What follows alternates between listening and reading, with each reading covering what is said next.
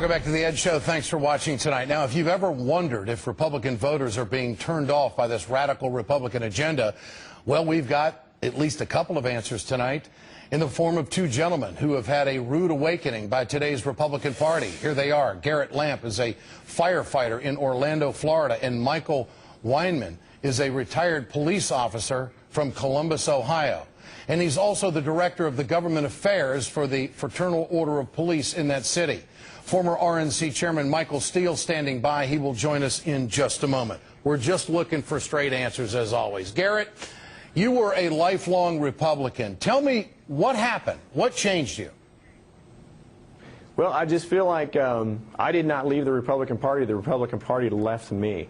I registered to vote as a Republican back in high school, worked on several campaigns in the last 20 years, and as a father of three, I'm still a morally conservative person, but when it comes to raising my children, my three boys, my wife, you know, I wake up on Sunday morning, I'm going to take my family to church. I'm pro-life and pro-gun, but they have left me behind and my family. As a fireman, they have, and a public sector worker, public sector employee, they have decided it would be better to put the burden of the economy on middle class's backs, and I don't think that that's right anymore. Programs have been cut at my boys' school, and all across the state of Florida, they've decided to put the burden on my back and my brother's backs instead of corporate America. Okay, so let me get this straight. It's the collective bargaining issue, it's the cuts in education, and are you concerned about future health care when it comes to Medicare? Well, I'm absolutely concerned about that. Okay.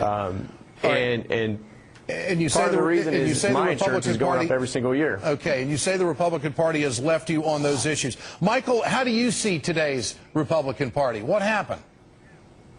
Well, it hit us pretty hard. It was a broadside on workers' rights.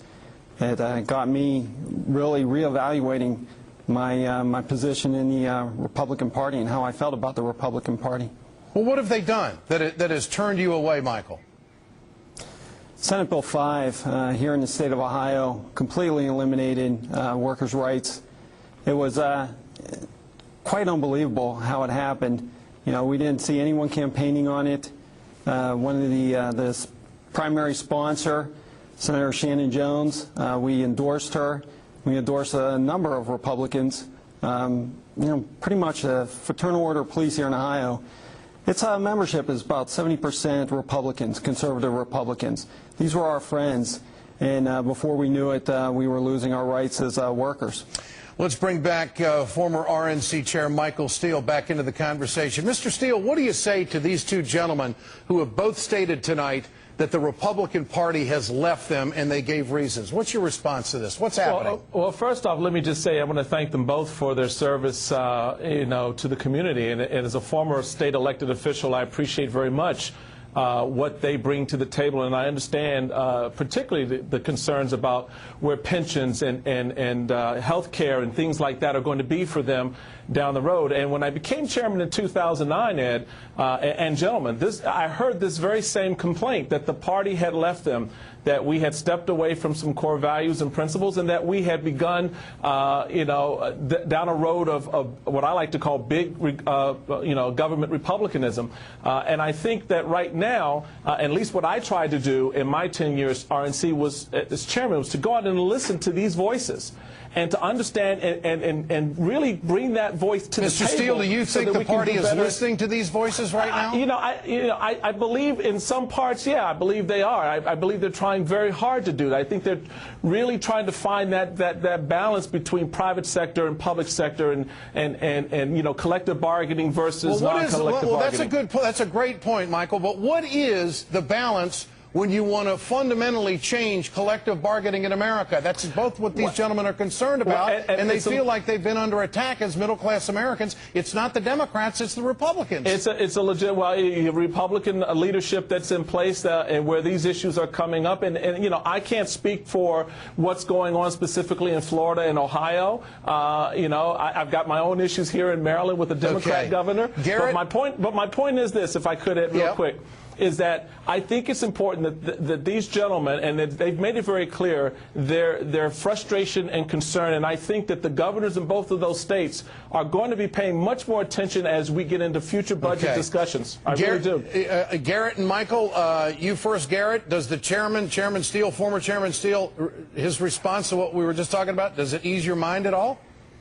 No, it doesn't. And part of the reason why is because that's the first thing you hear is somebody will come on and they'll tell you, thank you very much for your service. We really appreciate what you do, but. And then here it comes, and get ready. And right here in Florida right now, they're trying to take away our rights to have our union dues deducted from our paychecks. Only 12% of the workforce is even union any longer. And they're only trying to come after the union dues out of my paycheck. The insurance that comes out of my paycheck, all the other deductions that comes out of my paycheck, they're okay with that. They're not messing with that. Only the union dues because, you know, they say that it funds political activity. But if I could, well, I guarantee you that every other deduction, every insurance company, they're making political contributions, and that's just one way that they're coming after us again. Yeah, but that let me just let me just back up and say my saying that was not to insult you or to somehow say but. Again, I don't know what your circumstances are in your state. I can only speak to when I was Lieutenant Governor of Maryland, how we worked with Mr. Steele, our state employees. But this is the point. No, wait a minute. The point is that the Republican Party is attacking labor, and these two guys are middle classers who have turned on your party.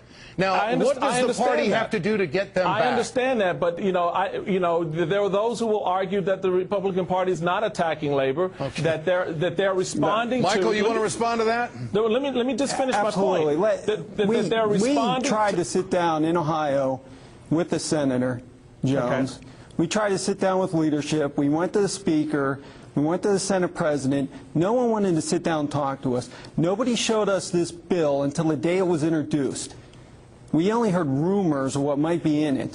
So Mr. Steele's statement about working with people, like I said, this was a sneaky broadside that we heard rumors might be coming, and this is what we're left with. We're left with nothing. We're left with collective begging. We can't even ask, they put in a little blurb in the bill about asking for safety equipment, but the final arbitrator is City Council and the county commissioners. We have to accept their final and best deal. They've eliminated fair share, and going with Garrett here, they eliminated the payroll deduction for union dues. All right, Garrett Lamp, Garrett Lamp, Michael Weinman, and also Mr. Steele, stay with us. We're going to continue this discussion. Why is it that some middle-class Americans are leaving the Republican Party, and what's the Republican Party going to do about it? The numbers are very clear. 80% of Americans say leave Medicare and Medicaid alone. 72% of Americans are saying they want the taxes going up on the top 2% to fix the budget problem. We've got a lot more coming back. We're right back here on The Edge. Stay with us.